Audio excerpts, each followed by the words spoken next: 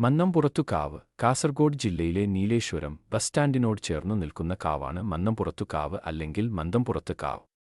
മന്നംപുറത്തുകാവ് എന്ന് പേര് വരാൻ കാരണം മനോൻ മണിയണി എന്ന നാടുവാഴി ആയിരുന്നു. പൂരാഘോഷവും കലശവുമാണ് കാവിലെ പ്രധാന ആരാധനാ ആഘോഷങ്ങൾ. കലശാഘോഷവേളയിൽ കലശം എടുക്കുന്നത് തീയ സമുദായത്തിൽപ്പെട്ടവരാണു. പൂജാദികാര്യങ്ങൾ ചെയ്തുവരുന്നത് പിടാര സമുദായത്തിൽപ്പെട്ടവരാണ്. പിടാര സമുദായക്കാരായ മൂത്തോർ, നായർ സമുദായക്കാരായ അരമൻ നായരച്ചൻ, എറുവാട്ട് നായരച്ചൻ എന്നിവർ പ്രധാനികളാണ്. ക്ഷേത്രത്തിന്റെ പാരമ്പര്യ ട്രസ്റ്റി, കോവിലധികാരി ഈ തറവാട്ടുകാരാണ്. എറുവാട്ട് അരമന്, തെക്കുവടക്ക് കളരിക്കാർ, ദേവിയുടെ കോലം കെട്ടുന്ന അഞ്ഞൂറ്റാൻ തുടങ്ങിയവരൊക്കെയാണ് കാവിലെ മറ്റു പ്രധാനികൾ. ദ്രാവിഡപ്പഴമയിലേക്ക് വിരൽ ചൂണ്ടുന്ന പല ആചാരരീതികളും ഉൾച്ചേർന്നതുകൂടിയാണ് ഇവിടുത്തെ കലശോത്സവം. കലശം വടക്കേ മലബാറിലെ തെയ്യക്കാലത്ത് ഒരു വർഷത്തെ തെയ്യാട്ടങ്ങൾക്ക് പരിസമാപ്തിയാകുന്നത് മന്ദംപുറത്ത് കാവിലെ കലശോത്സവത്തോടെയാണ്. അതിനുശേഷം അടുത്ത തുലാമാസം 10-ാം തീയതിയാണ് തെയ്യക്കാലം തുടങ്ങുന്നത്. മന്നംപുറത്ത് കാവിൽ കലശോത്സവം 3 ദിവസങ്ങളിലായാണ് നടക്കുക. ഉത്സവത്തിന് മുന്നോടിയായി ഓലക്കൊത്തലും പൂത്താക്കൽ ചടങ്ങുകളും നടത്താറുണ്ട്. കലശവുമായി ബന്ധപ്പെട്ടു നടക്കുന്ന ആചാരമാണ് മത്സ്യക്കോ.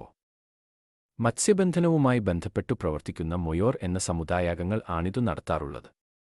കടിഞ്ഞിക്കടവ് ആര്യക്കര ഭഗവതി പോലുള്ള ക്ഷേത്രത്തിൽ നിന്ന് ക്ഷേത്രസ്ഥാനികരുടെ അകമ്പടിയോടെ മത്സ്യക്കോവകൾ കാവിലേക്ക് കൊണ്ടുവരാറാണുള്ളത്. മീൻകോവ എന്നാണ് ഈ ചടങ്ങ് നാടുംപുറത്ത് അറിയപ്പെടുന്നത്.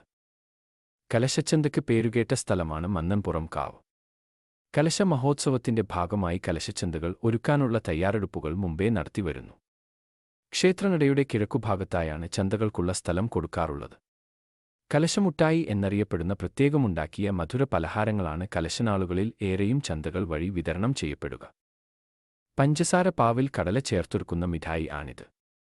ഗ്രാമീണ ജീവിതത്തിന് അനിവാര്യമായ സകല സാമഗ്രികളും കിട്ടിക്കൊണ്ടിരുന്ന പരിപാടിയായിരുന്നു കലശച്ചന്ത. ഗ്രാമീണ ഉൽപ്പന്നങ്ങളുടെയും വനവിഭവങ്ങളുടെയും വിപണനമേളയായ ഇവിടെ നിന്നായിരുന്നു നീലേശ്വരവും പരിസര പ്രദേശങ്ങളിലും ഉള്ളവർ അടുത്ത ഏതാനും മാസത്തേക്കാവശ്യമായ സാധനസാമഗ്രികൾ മുമ്പൊക്കെ വാങ്ങിച്ചിരുന്നത്. കലശദിവസത്തെ പ്രധാന തെയ്യങ്ങൾ നടയിൽ ഭഗവതി, കൈക്ലോൺ, ക്ഷേത്രപാലകൻ, കാളരാത്രി തുടങ്ങിയ തെയ്യങ്ങളാണ്.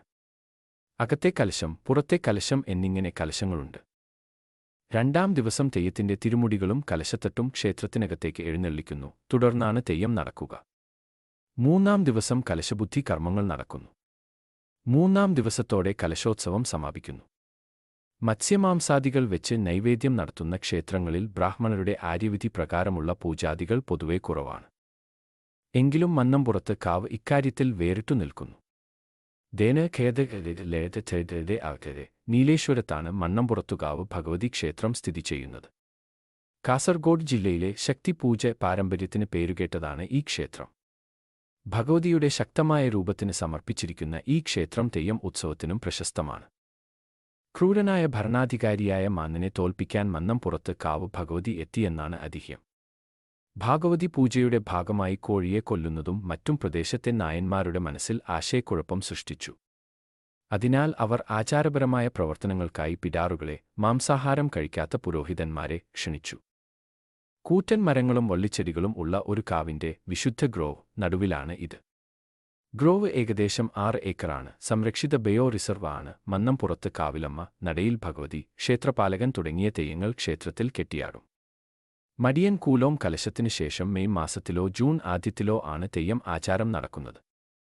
മണമ്പുറത്ത് കലശം വടക്കേ മലബാർ മേഖലയിലെ തെയ്യക്കാലം അവസാനിക്കുന്നു. പ്രധാന ദേവത ദിരഹേദസേഡിനെ, മറ്റു ദേവതകൾ കാവിലമ്മ, എരുവട്ടച്ചൻ, നാഗദേവതകൾ, മയിലിട്ടച്ചൻ. ഉത്സവങ്ങൾ ക്ഷേത്രത്തിലെ വാർഷിക പ്രതിഷ്ഠാ ഉത്സവം മലയാള മാസമായ മേടത്തിൽ ഏപ്രിൽ, മെയ് നടക്കുന്നു.